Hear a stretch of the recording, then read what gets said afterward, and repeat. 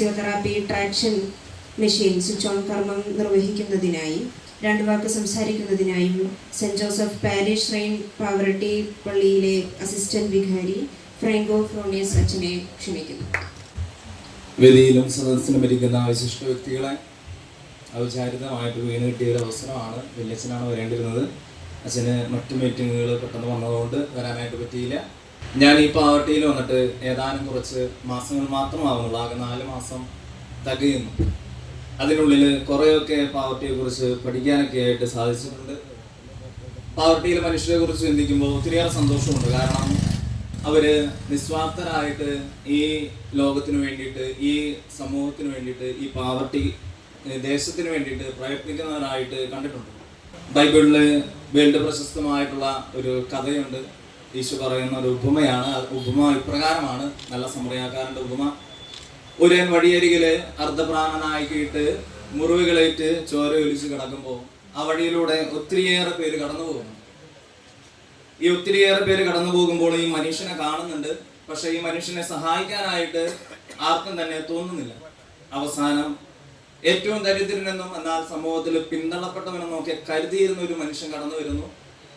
ആ മനുഷ്യൻ അദ്ദേഹത്തിന്റെ ഏറ്റവും പ്രധാനപ്പെട്ട ഒരു യാത്രയിലായിരിക്കുന്നു. ആ യാത്രയിൽ ഈ അർദ്ധപ്രാണനായി വിവശനായിട്ട് കിടക്കുന്ന ഈ മനുഷ്യനെ ഏറ്റെടുത്തുകൊണ്ട് ഒരു സത്രത്തിൽ ചെന്നുകൊണ്ട് തൻ്റെ കയ്യിലുള്ള പണം കൊടുത്തുകൊണ്ട് തൻ്റെ കഴുതയുടെ പുറത്ത് കയറ്റി അദ്ദേഹത്തിന്റെ കയ്യിലുള്ള എണ്ണയും വീഞ്ഞും ഒക്കെ വെച്ച് ആ മനുഷ്യനെ മുറിവുകളൊക്കെ ഒന്ന് സുഖപ്പെടുത്തി ഒരു സത്രത്തിൽ കൊണ്ടാക്കി ആ സത്രം സൂക്ഷിപ്പുകാരൻ്റെ കയ്യിൽ തൻ്റെ വഴിച്ചെലവിനുള്ള പൈസയും കൊടുത്തിട്ട് പറയുകയാണ്, ഞാൻ തിരിച്ചു വരുന്നത് വരെ ഈ മനുഷ്യന്റെ കാര്യം നോക്കിക്കൊള്ളാം. ഞാൻ തിരിച്ചു വന്നു കഴിയുമ്പോൾ കൂടുതൽ എന്തെങ്കിലും ഈ മനുഷ്യനായിട്ട് താങ്കളുടെ കയ്യിൽ നിന്ന് ചെലവായിട്ടുണ്ടെങ്കിൽ ഞാൻ അത് തന്നു കിട്ടിക്കൊള്ളാം. എന്നിട്ട് ഈശോ ഒരു കാര്യം കൂടി അതിനോട് കൂടെ ചെയ്തു വെക്കുന്നുണ്ട്. സ്വർഗം നിനക്ക് സ്വന്തമാക്കണമെങ്കിൽ നീയും പോയി അതുപോലെ ചെയ്യും. സ്നേഹമുള്ളവരെ, ഈ സാന്ത്വന സ്പർശം എന്ന് പറയുന്ന ഈ ഒരു സംഘടന അല്ലെങ്കിൽ ഈ ഒരു പ്രസ്ഥാനം ഈ പറയുന്ന കാര്യം തന്നെയാണ് ചെയ്തുകൊണ്ടിരിക്കുക.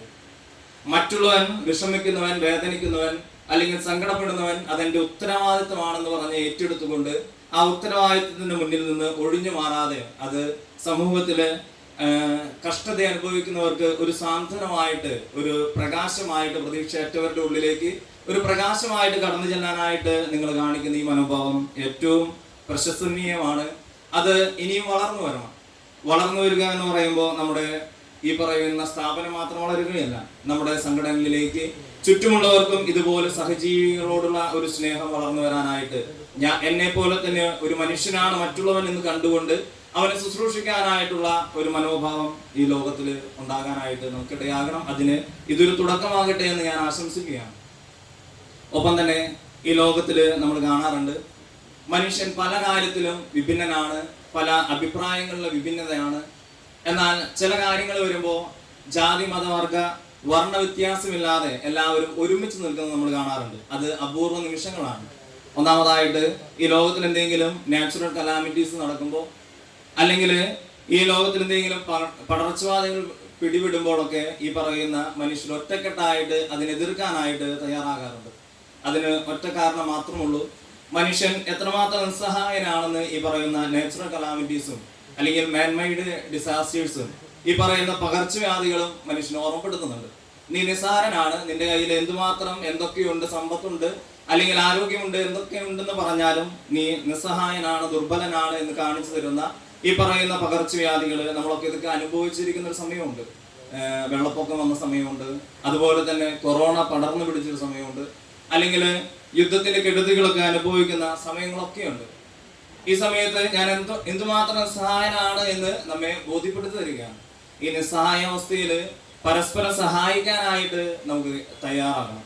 ആ തയ്യാറെടുപ്പിന്റെ ആദ്യ ചുവടുകളൊക്കെ പിന്നിട്ടുകൊണ്ട് ഇതാ 9 വർഷം പൂർത്തിയാക്കിക്കൊണ്ട് സാന്ത്വന സ്പർശം നിറമിഴികളോട് കൂടിയിട്ട് അവിടെ നിൽക്കുകയാണ്. ഈ പാവർട്ടിക്ക് വേണ്ടിയിട്ട് നന്മകൾ പ്രദാനം ചെയ്യാനായിട്ട് നമുക്ക് ഓരോരുത്തർക്കും പ്രദാനം ചെയ്യാനായിട്ട് ഇവിടെ നിൽക്കുമ്പോൾ എല്ലാവിധ ആശംസകളും നിങ്ങൾക്ക് നേരുകയാണ്. ഇനിയും കൂടുതൽ കൂടുതൽ അനുഗ്രഹങ്ങൾ ഈ സാന്ത്വന സ്പർശത്തിന്റെ കീഴിൽ അതിന്റെ തണലിൽ വളരട്ടെ എന്ന് ആശംസിക്കുകയും ചെയ്യുന്നു. നിങ്ങൾക്ക് എല്ലാവർക്കും എല്ലാവിധ ഭാവങ്ങളും നേർന്നുകൊണ്ട് നിർത്തുന്നു. നന്ദി, നമസ്കാരം. അദ്ദേഹത്തെ ആദരിക്കുന്നതിനായി നമ്മളുടെ മുഖ്യ രക്ഷാധികാരി എ കെ ഉസ്മാൻ സാഹിബിനെ ക്ഷണിക്കുന്നു.